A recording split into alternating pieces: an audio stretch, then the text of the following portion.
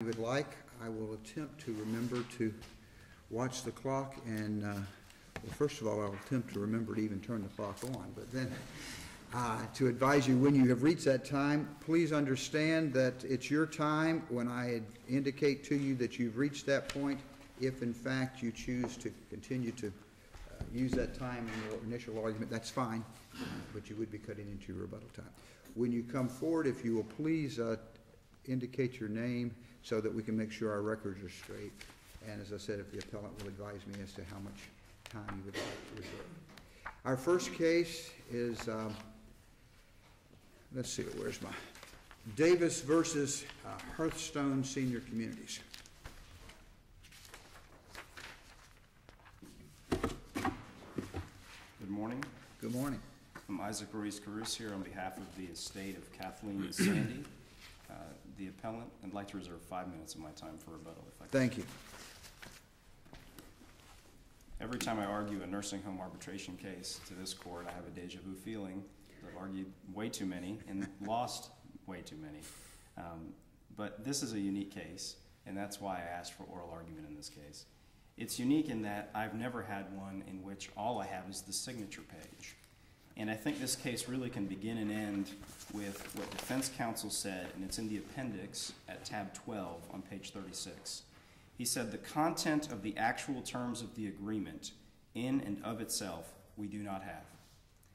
And in one of my recent losses in this court, November 7th, Judge LaRose, writing for the panel, which included Judge Casanueva and Judge Sleet, in the Greenbook versus Sayre case. I did a notice of supplemental authority on this. The court found that there can be no quarrel, that a contract cannot stand if it is missing the essential terms of the agreement, talking about a nursing home arbitration agreement. And it indicated what those essential terms are. The court said the essential terms of an arbitration agreement include the form and procedure for arbitration, the number of arbitrators, how the arbitrators are selected, or the issues to be decided in arbitration. Now, in that case, it turned out that what was missing was the title of the agreement and the name of the resident, not the entire agreement itself. So we lost that appeal. In this case, however, we're missing all of the arbitration agreement. Instead, what we have is a single page. And what that single page is, and we have it in various places in the appendix, but at tab 3, for instance, on page 7, all we have is the last page. Wasn't the agreement ultimately provided by way of a cover letter? In other words, it was a form agreement, and then they only saved the signature page, and the judge said basically, we know the terms are out there, they're out there, and I think she said something that they would be entitled to move for reconsideration if and when the contents of the pages 1 through 6 are established. Well, it is true in the record there's a letter in which they've enclosed what they say is the color copy. Of course, it hasn't been tested by cross-examination, nor... Well, there was an attempt to produce those 6 pages by producing a booklet that the former employee of the nursing home could not authenticate. That's right. And the trial judge said well, she basically said, I thought I'd had an employee here that could authenticate it, or say and there's also a video, I guess, made reference to a video. So she said, I thought I would have had somebody here to say, this is the same one that was used now, and that was used then, that they're using now, and with that authentication would have been admitted. So she basically says, it could be admitted, so I'm going to go ahead and order it. And then I think the reference to the potential for reconsideration was to give the plaintiff the opportunity to come in and litigate the terms that were included if in fact there were terms that were objectionable. That's right. I think that's right, and the court did express a concern with respect to the fact that, why wasn't a records custodian produced? Why didn't they have someone come in? It would have been rather simple, frankly, to resolve the issue, and that is have a records custodian come in at the evidentiary hearing, which, by the way, was the second evidentiary hearing on this issue, and have them say these were the 6 pages that were in effect at the time. Well, it wouldn't have been these were the 6 pages, because the testimony was the 6 pages were given to the resident. Well, these were the 6 pages. These would be copies. These would be secondary. This would be secondary evidence of what was signed at the time, effectively like a records custodian for business records. It says these are the 6 pages that were used during this period of time.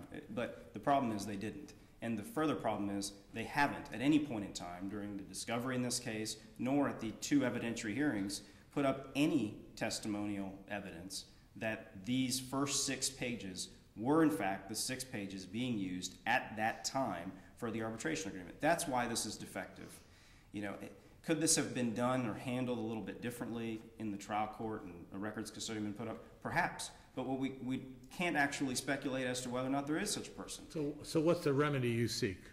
The remedy we seek is to invalidate the trial court's order, which was To granting send it back for arbitration. further proceedings? No, I think To allow just, this records custodian to come in? no, I think that the Why would that not happen? What's that? Why is that not a possibility? If we simply reverse the trial judge and say, Judge, you didn't have competent evidence of record to support your finding, we send it back. Why couldn't they come in with the custodian then and do it and start over again? Well, so I guess a third chance is what they're going to get, because the first time around, and I think that's the problem. Well, I guess my question is, are you asking for us to send an order back saying, Judge, we reverse your order directing or compelling arbitration and require that you proceed to trial? Require that. Is that what you're asking? Exactly. Reverse the order compelling arbitration because there was no competent evidence of a valid written arbitration agreement before the court. But you're not asking us to go any further than that? I'm not asking you to have a further evidentiary hearing below for them to be able to or to direct that it go to trial? No, simply reverse the order compelling arbitration. Well, you just said you wanted us to invalidate the arbitration agreement, or did I mishear you? No, I mean, the only thing this court, I think, would have the power to do at this stage would be either to reverse the trial court's order. Whether it's right or wrong, you know, in terms of strategy or so many bites at the apple, there would be no prohibition against the trial judge saying, okay, I'm the one that said there was a valid agreement. They relied on my order. They didn't get a chance to bring in the other 6 pages. I have to give them that chance. She'd have discretion to do that. That's right. Of course there's no prohibition. This is a non-final proceeding. I mean, I think that much is well established. Now, the question then would be for the trial court judge, obviously at her discretion, whether or not they should have a third evidentiary hearing now given the status. That's not for us to say. I don't think that's for this court to do. I see. So we were supposed to shoot it out at this stage. No, what we're asking for is simply reversal of the trial court's order, but not a remand for the court to have a further evidentiary hearing. Don't tell them to do it. Well, exactly. what about, figure it out. Exactly. What about the argument that your opponent makes that the rule says that if the parties don't specify these things, that the court will, and there's some case law that indicates that these terms can be, I think they call it fill the gap, that the court can fill the gap, because there was clear intent that there was going to be some arbitration. I mean, that signature page, the lady clearly said, I've read the agreement, I've seen the video, I understand I have the right to have a lawyer. I mean, it's one of the more explicit agreements, signature agreements that I've seen in all these cases, and she clearly agreed to some type of arbitration. Why can't the court fill the gaps under that rule 1.83 or whatever it is? Yeah, well, there's 2 reasons with that. One is this court's own precedent, I think the 4th DCA too, and that is the arbitration agreement itself still has to say that Florida law applies. And that's what was missing. In the, for example, in the Spicer case, Spicer versus Tenet, which I also did a notice of supplemental authority on, which was decided by the 4th District in October of this year. They were citing, and this is on star 2 of that particular decision. Obviously, it's too new to be in the reporters. But in particular, that it was an employment case, not a nursing home case. But it had no terms. And there was a citation to an earlier case from the 4th DCA, which was Butch. And in Butch, the 4th DCA found that the absence of the terms, that there was gap-filling provisions, that the Florida Arbitration Code and the Florida Rules of Civil Procedure could nevertheless insert those procedures that were missing in the agreement. But what the court said is, here, the employment agreement in this case has no statement that it is to be construed under Florida law. So in the Spicer case, the court refused to fill in the gaps using the Florida Arbitration Code or using the Rules of Civil Procedure because the agreement was silent as to whether or not Florida law controlled. Similarly here, what you have on page 7, there's no indication on that page that Florida law applies, that the Florida Arbitration Code applies, and so because of that, the gap filling provisions do not apply. I think it's a red herring argument given what we have in this agreement. If the agreement said Florida law applies, then I agree with Your Honor. I think that the defendants would be correct that the gap filling provisions under this court's earlier jurisprudence would mean that whatever procedures were missing. I think another case that I lost, Newport Richey versus Stern. In that case, I argued that there was an issue with respect to the selection of the arbitrators.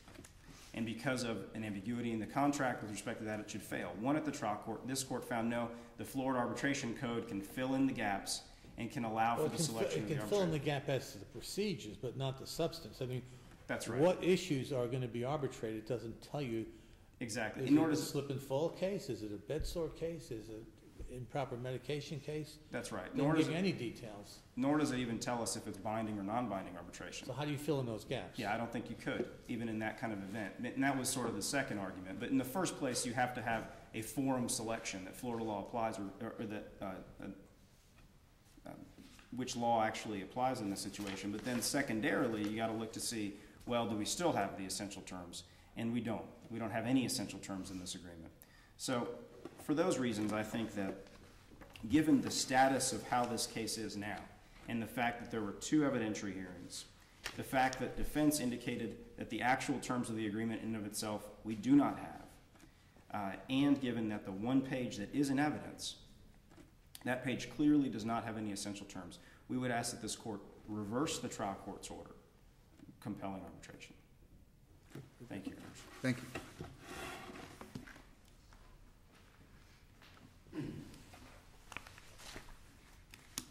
Good morning. My name is James Moriarty for the appellees.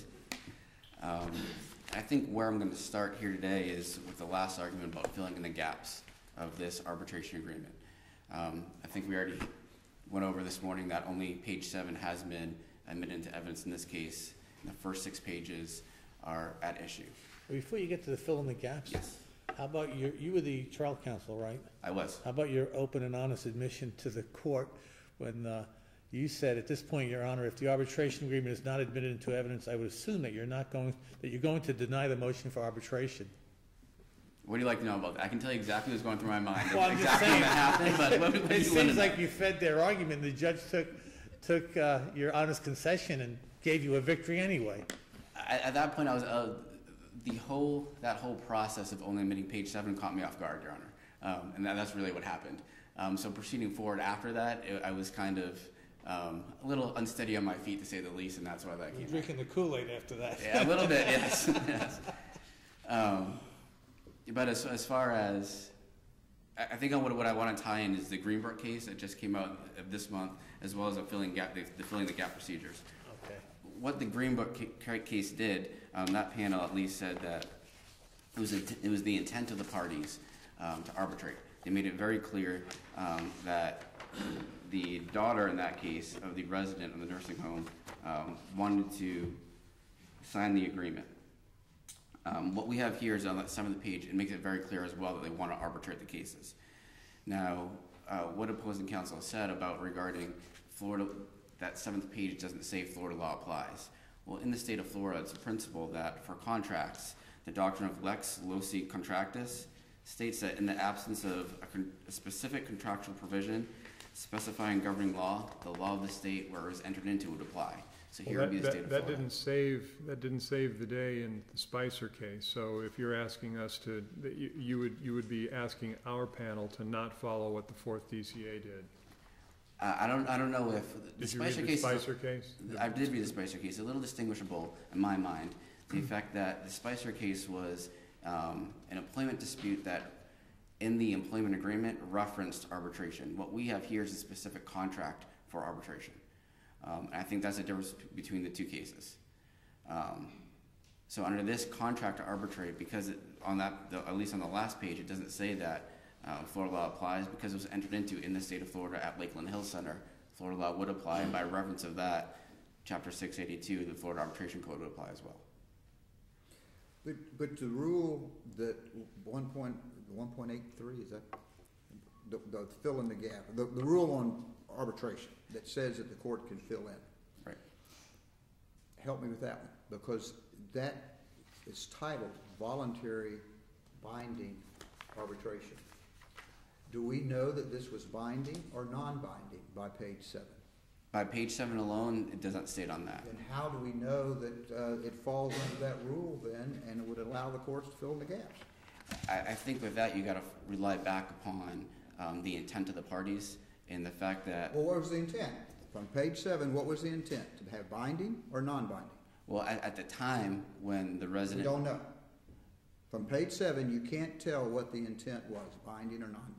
From page 7, you cannot, but at the time that the resident, Miss Sandy, signed this arbitration agreement, we do have testimony from Chrissy Levesque that the whole arbitration booklet was provided to her, and she ripped out page 7. But on this record, from the whole arbitration book that she admitted, or they admitted that she received, but is not admitted, we can't tell from this record whether that booklet said binding or non-binding.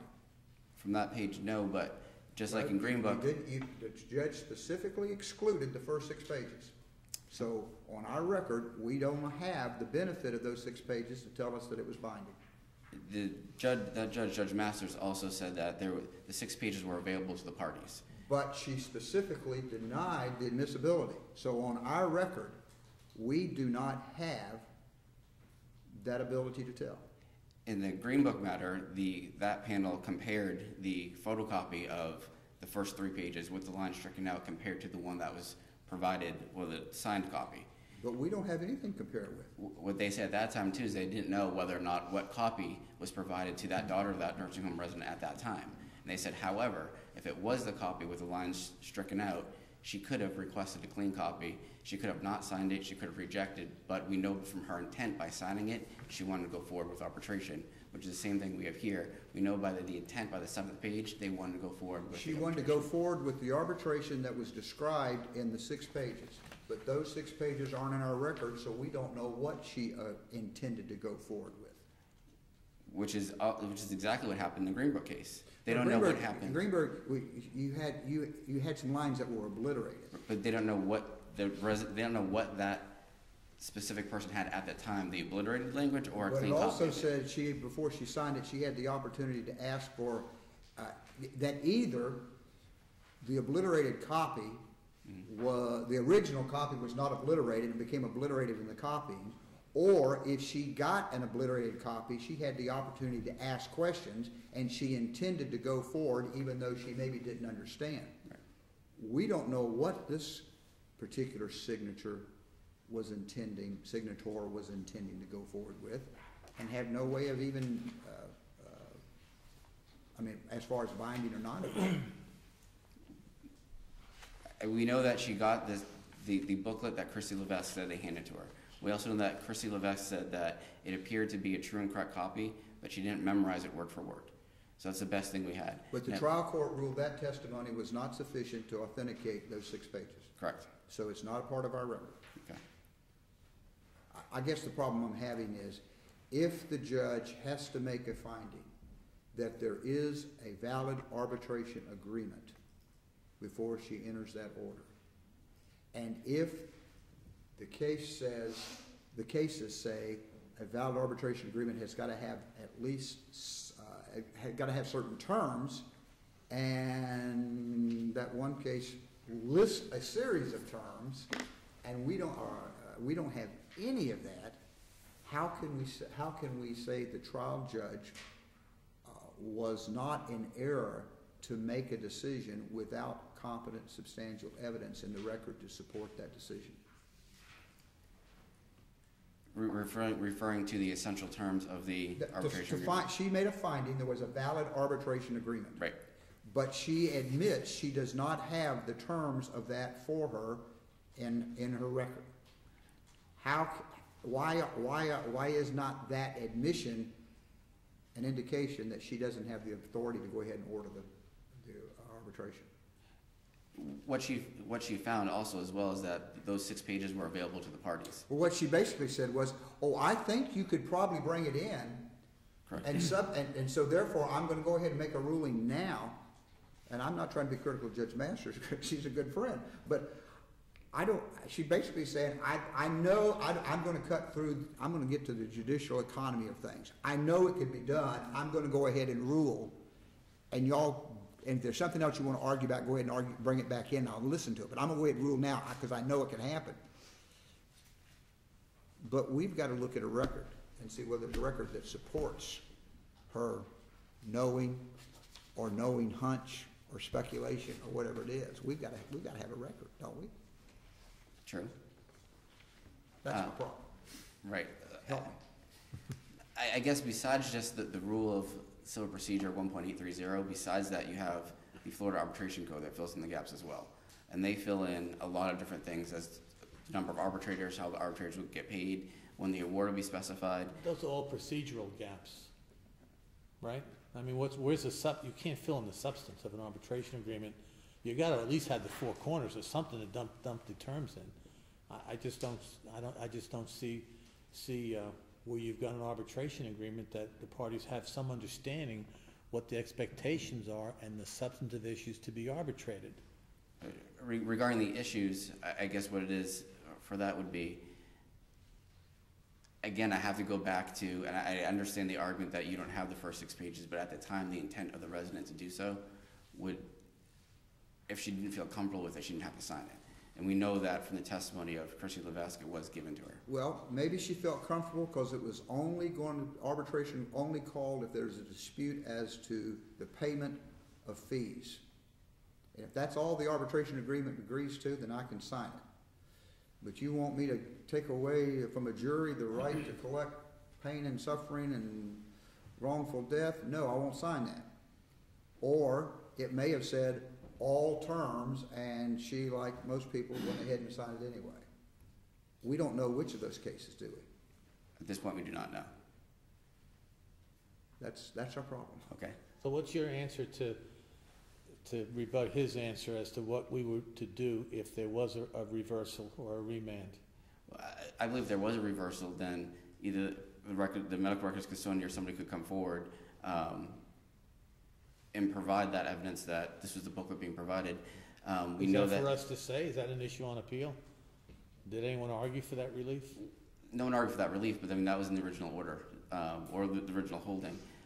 The personal representative. The original holding was that if when they got the 6 pages, there were terms that the plaintiff wanted to argue, and I'm assuming that would be going to limitations on punitive damages and limitations on non-economic damages, that they could come in and argue those. But it didn't say anything about further consideration. I mean, she basically just decided there were 6 pages, and those 6 pages, even though she didn't admit them, those 6 pages were what we're going to go on. The personal representative, Mr. Davies, Ms. Sandy was given the arbitration. Chrissy Levesque, the admissions coordinator, stated that Ms. Levesque signed, Ms. Sandy signed the 7th page and was given the booklet. And she remembered her receiving the booklet. Mr. Davies said he never received those pages from Ms. Sandy. Under the best evidence rule, what we would have would be that booklet that was used at the time. But statute says if the booklet is in the hands of the person against whom it's to be admitted, that you can use other authenticated evidence. Right, correct. And that's what we haven't had yet. That's where the medical records custodian could come in and say this was at the time in 2011, the arbitration booklet that was presented along with the video and so forth. Do you agree then that if we reverse, the order should simply say we reverse because there wasn't sufficient evidence and leave it at that, not go any further as to what should happen next? That would be fair. Okay. Thank you. Thank you both. Oh, I'm sorry, you want to? Rebuttal. He could waive it. I don't need any rebuttal. Very good. Are you sure? Thank you. Good job, by the way. Let me just say, it is refreshing to have people who are, and I'm not saying this as an indication of anybody else's conduct, but your briefs were very candid. You've been very candid this morning, and we appreciate your candor. Thank you. That's not